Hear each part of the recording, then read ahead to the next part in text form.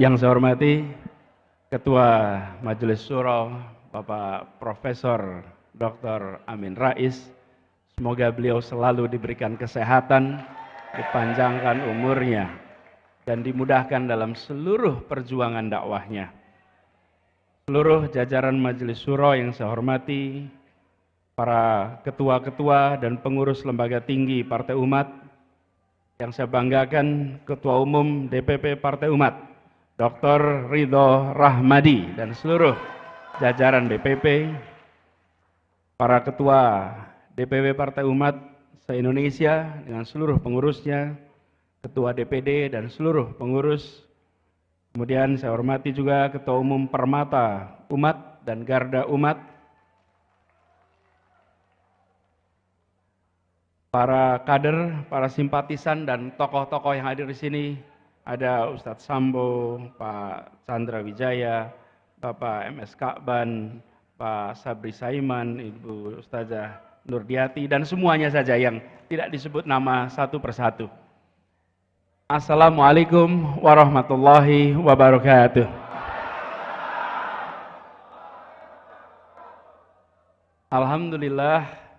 Alhamdulillahilladzi arsala rasulahu bil huda wa dinil haq liyudhhirahu ala dini kullihi wa kafa billahi syahidah. Asyhadu an la ilaha illallah wa asyhadu anna Muhammadan abduhu wa rasuluh. Allahumma sholli ala sayyidina Muhammad wa ala alihi wa ashabi ajmain. Amma ba'du. Bapak Ibu sekalian, izinkan saya menyampaikan rasa syukur. Ketika 2 pekan yang lalu Pak Ketum bersilaturahmi dan menyampaikan bahwa akan ada raker pertama Partai Umat, saya sampaikan kepada beliau, bukan saja selamat atas rakernya, tapi selamat perjuangannya telah memasuki fase baru.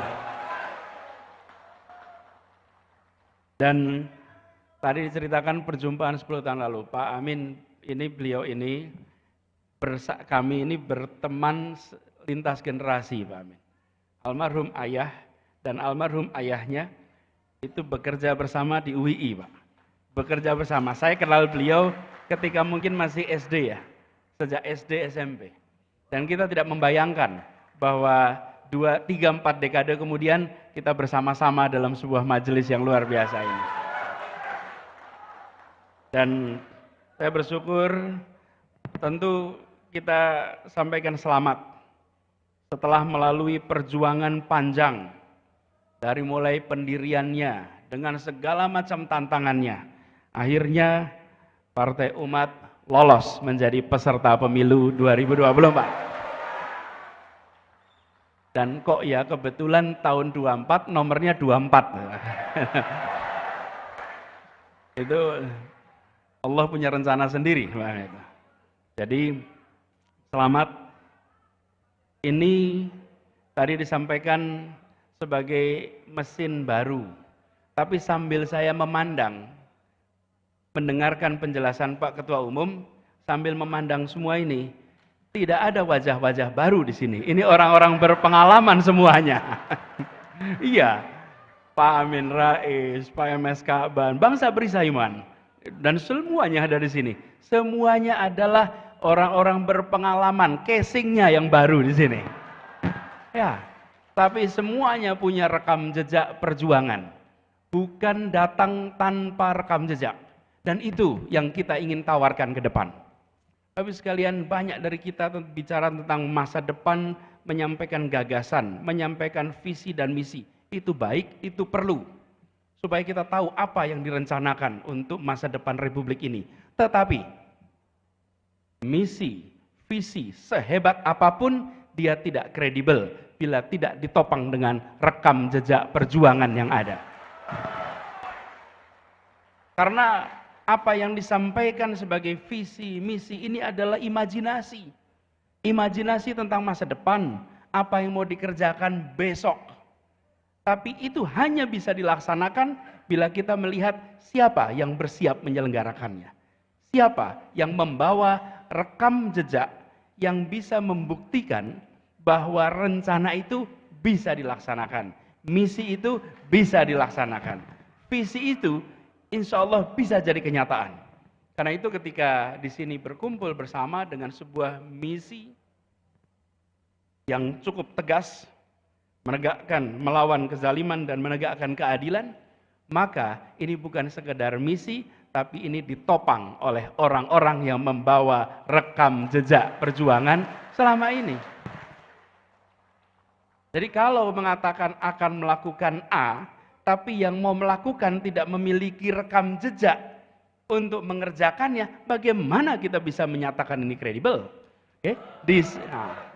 Karena itulah yang perlu didorong adalah justru menjelaskan bahwa yang membawa misi ini, yang mengemban misi ini adalah mereka-mereka yang memiliki rekam jejak yang kredibel.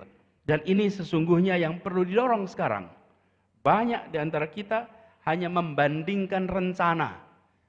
Rencana bisa dibuat seindah mungkin, tapi rencana itu adalah imajinasi.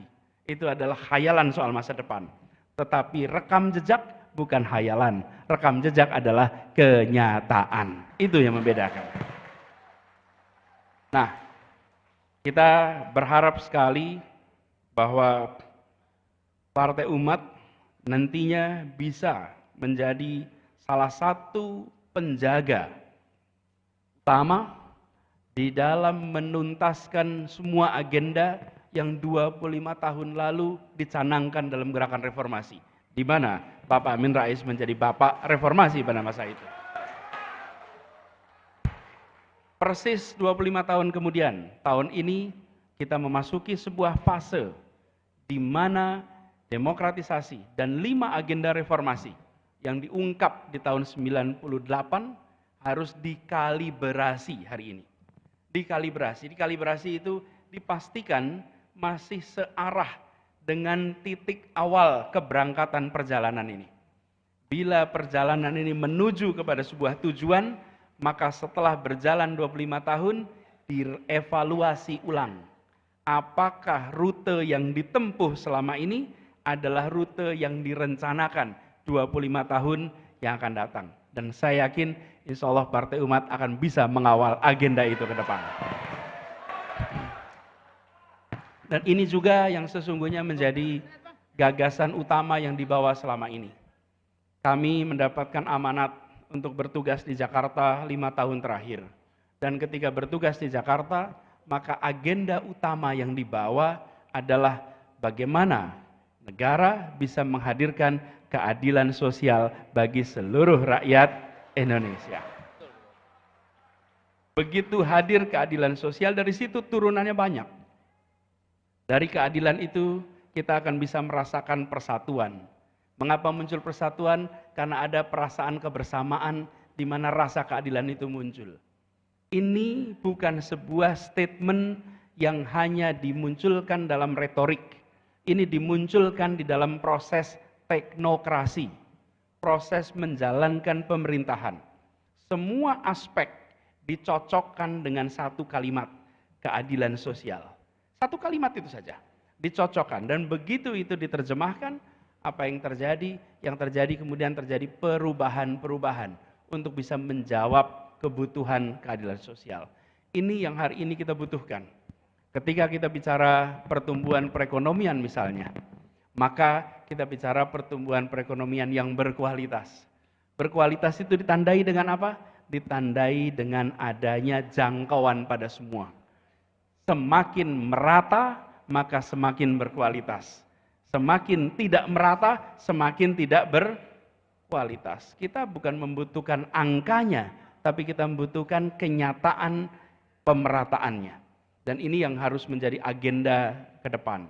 Kalimat itu nampaknya sederhana, tapi bila itu berhenti di dalam pidato, berhenti di dalam upacara, maka masyarakat tidak akan merasakan buahnya demokrasi. Tapi bila itu diwujudkan di dalam proses teknokrasi, proses pemerintahan, maka rakyat akan merasakan terjadi perubahan lewat demokrasi. Ini yang harus kita bawa ke depan. Dan kita menyaksikan bahwa perjalanan selama beberapa dekade ini, arah dari kebijakan kita seringkali tidak menempatkan prinsip keadilan sosial sebagai prinsip prioritas di dalam pengambilan keputusan. Di sektor apapun, kalau kita perhatikan, keadilan sosial tidak menjadi prioritas utama. Dia diungkapkan, dia dikatakan, tapi dia tidak dijadikan praktek keseharian. Ini yang sudah harus menjadi agenda ke depan. Jadi, membaca moto Partai Umat, saya menyaksikan insya Allah perjuangan dari mereka-mereka yang punya rekam jejak ini akan mempercepat hadirnya keadilan di Indonesia. Dan ini juga yang kemudian menjadi PR bagi semuanya, bahwa kita ingin ada kesetaraan kesempatan, kesetaraan di muka hukum, memastikan bahwa di Republik ini semua setara. Itulah sebabnya kita berharap sekali perjuangan ini akan bisa direspon oleh masyarakat. Kami yakin kalau melihat suasana yang ada sekarang di luar, suasana di luar adalah suasana yang menginginkan perubahan untuk hadirnya keadilan. Ini suasananya. Tapi suasana ini harus direspon dengan benar, direspon dengan baik, supaya kita bisa mengawal agenda itu menjadi kenyataan. Tantangan tidak kecil, tapi kita tidak boleh cengeng, kita tidak boleh berharap tidak ada tantangan. Di dalam sejarah perjuangan selalu ada tantangan. Tidak ada perjuangan yang tanpa tantangan, akan selalu ada.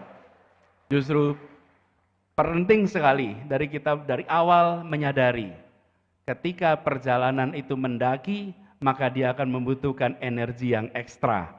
Ketika jalanan itu berliku, maka kita tahu akan banyak rintangan di tengahnya. Tapi kalau kita mau pilih jalan yang nyaman, jalan yang menghemat energi, pilih jalan turun dan mendatar. Tapi jalan turun dan mendatar tidak mengantarkan kemana-mana. Perjalanan mendaki itu mengantarkan kepada puncak-puncak baru keberhasilan semuanya. Jadi kalau di Partai Umat ini banyak tantangannya, artinya sedang jalan mendaki, Pak. Kalau jalannya itu menurun, itu santai, nggak ada tantangan, Pak. Kalau santai, ringan gitu, ini berarti jalan lagi turun. Jalan turun itu tidak kemana-mana. Tapi kalau lagi mendaki, yakinlah walaupun gelap, ini akan sampai kepada puncak-puncak baru. Bapak-Ibu sekalian yang saya hormati, kita berharap hadirnya Partai Umat juga menjawab tantangan-tantangan perubahan ke depan. Ketika kita memperhatikan tantangan ke depan, maka umat, Partai Umat yang membawa nama umat, kita harus menjawab perubahan zaman. Umat Islam bukan saja menjawab tantangan yang dihadapi oleh umat Islam, tapi harus bisa menjawab dan memberikan jawaban atas tantangan yang dihadapi umat manusia. Umat Islam harus menawarkan jawaban bagi tantangan yang dihadapi oleh umat manusia. Kebanyakan kita menghabiskan energi hanya memikirkan bagaimana menjawab tantangan umat Islam. Itu penting dan tidak dilupakan. Tapi kita harus perluas, apalagi dengan ada Partai Umat ini. Artinya mewakili sebuah komponen penting. Tantangan luar biasa.